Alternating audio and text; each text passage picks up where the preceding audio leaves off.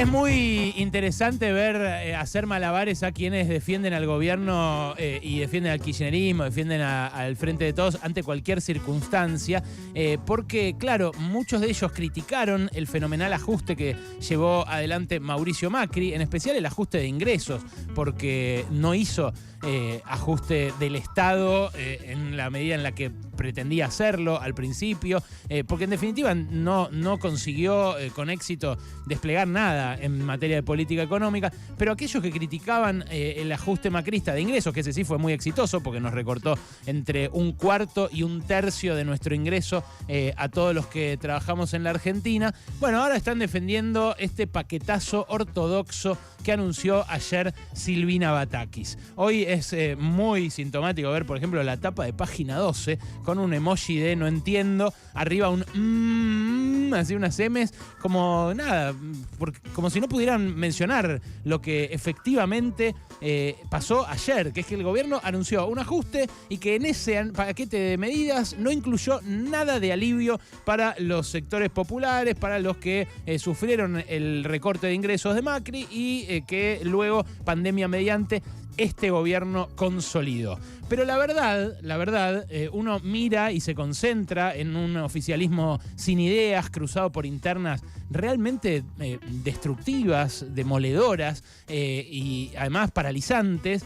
Y le da bronca, obviamente. Con honestidad intelectual, quien lo analiza tiene que decirlo. Si le da bronca o si le genera frustración en términos de la promesa electoral que tuvo. Porque no es cierto que los gobiernos populares hagan ajustes en defensa del pueblo. No, por lo general los hacen en defensa de su propia continuidad, en contra del pueblo. Pero insisto, una cosa es ver con frustración cómo el gobierno abrazó el ajuste del Fondo Monetario y cómo el kirchnerismo con su silencio también lo apoya, dándole a Batakis la oportunidad que le dio Máximo Kirchner en su momento también al resto del oficialismo de que apruebe este pacto con el Fondo Monetario, aún renunciando a la banca, aún marcando en discursos sus diferencias, pero con silencios permitiendo que avanzara en materia parlamentaria.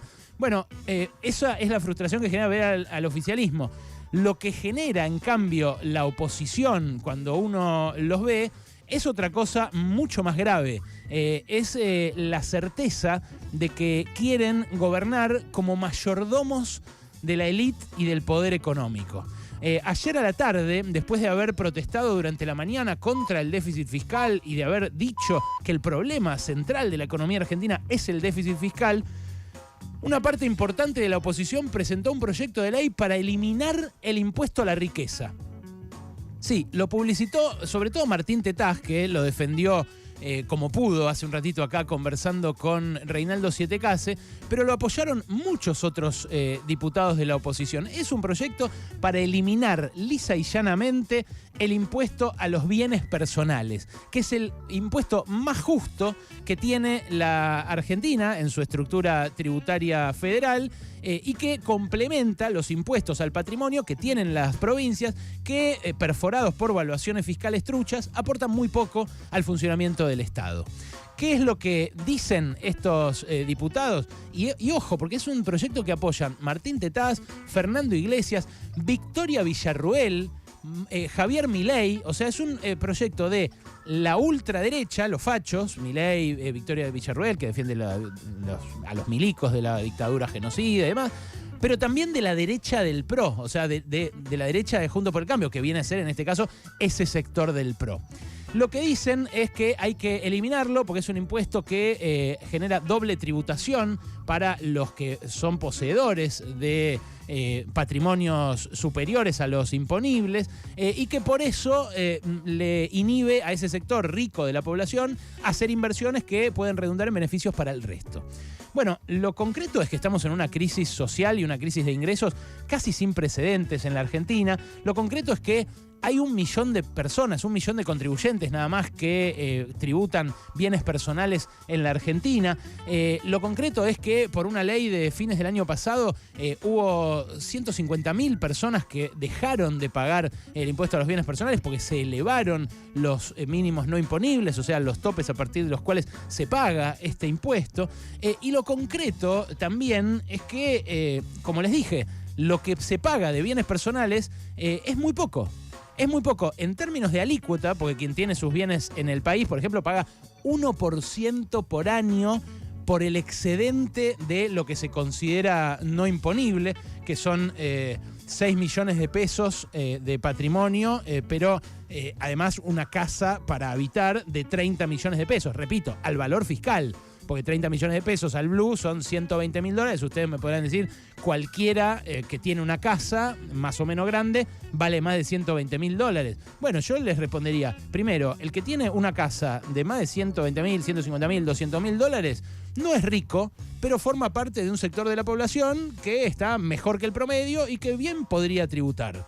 Más que los que están hundidos en la pobreza, en ese 40% de pobres o en ese más del 50% de chicos que son pobres. Ahora, la realidad es que no paga el que tiene una casa de más de $120.000, porque son todas las casas valuadas a valor fiscal. Eso es lo que dijo Batakis que va a corregir, que fue la única medida progresiva que anunció ayer en su paquete fondomonetarista, en su paquete ortodoxo. Pero lo que es increíble es que los opositores que dicen a la mañana que hay que bajar el déficit y que esa es la única forma de encarrilar la economía, a la tarde te dicen hay que recortar impuestos, o sea, hay que engordar el déficit. Claro, para ellos la única forma de recortar el déficit es dando menos salud, menos educación, menos obra pública a los que la necesitan. Y no, hay otra forma de recortar el déficit, que es la forma que un gobierno que defienda efectivamente a las mayorías populares debería encarar. Porque es cierto que tener déficit no es progre, ni de izquierda, ni copado.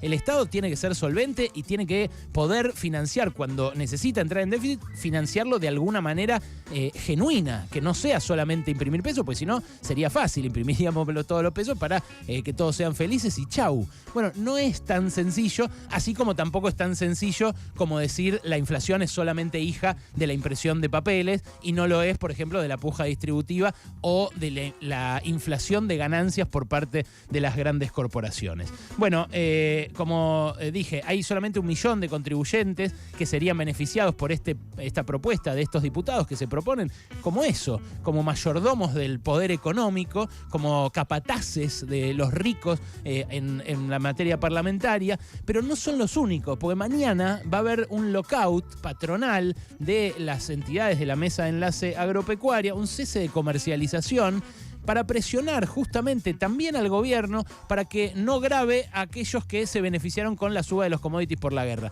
que son básicamente las grandes empresas exportadoras. Ellos dicen que el lockout es porque falta gasoil, porque falta fertilizantes. La verdad que el gasoil lo tuvieron recontra subsidiado todo este tiempo. Y el fertilizante, que es cierto, escasea, es un fertilizante que se importó al tipo de cambio oficial. Entonces, nada, de vuelta, el impuesto a los bienes personales, que es recontra progresivo, que efectivamente no paga por los 30 millones de pesos de la casa habitación, porque a partir de ahí, a partir de ese umbral que te digo de 30 millones de pesos, se computa a valor fiscal, entonces no es que se termina pagando una fortuna en caso de tener una casa propia, es un impuesto progresivo. Las retenciones también podrían haberlo sido, si las hubieran aumentado, habrían evitado el espiral inflacionario de estos últimos 3 meses, 4 meses. Entonces, un gobierno que abraza la ortodoxia, que abraza el ajuste y abraza el Fondo Monetario, una oposición que llega con una propuesta de aumentar el déficit, recortándoles impuestos a los que más tienen en un momento en el que falta tanto en las mesas de los que no. Bueno, configura eso, un sistema político que en vez de pensar en los rezagados, en los últimos, como dijo Alberto en aquellos discursos iniciales, en los perjudicados, en los excluidos, piensa en esa pequeña élite que cada vez se hace más rica, que además le impuso su forma de pensar a sectores que no la integran y que comparten esa forma de pensar, como decía John William Cook, ¿no? Son como perros, cuidan la mansión pero duermen afuera. Bueno, ese sector de la sociedad es el que ahora parece todos quieren defender. Algunos lo hacen con vergüenza, como hizo el oficialismo, que mira la medida de ajuste, mira que no hay asistencia a los más pobres y se hace un poco el boludo, diciendo, bueno, no pasa nada. Otros lo hacen a la luz del día, te dicen lo que van a hacer y encima te piden el voto. Son los mayordomos de esa élite que cada vez se quiere quedar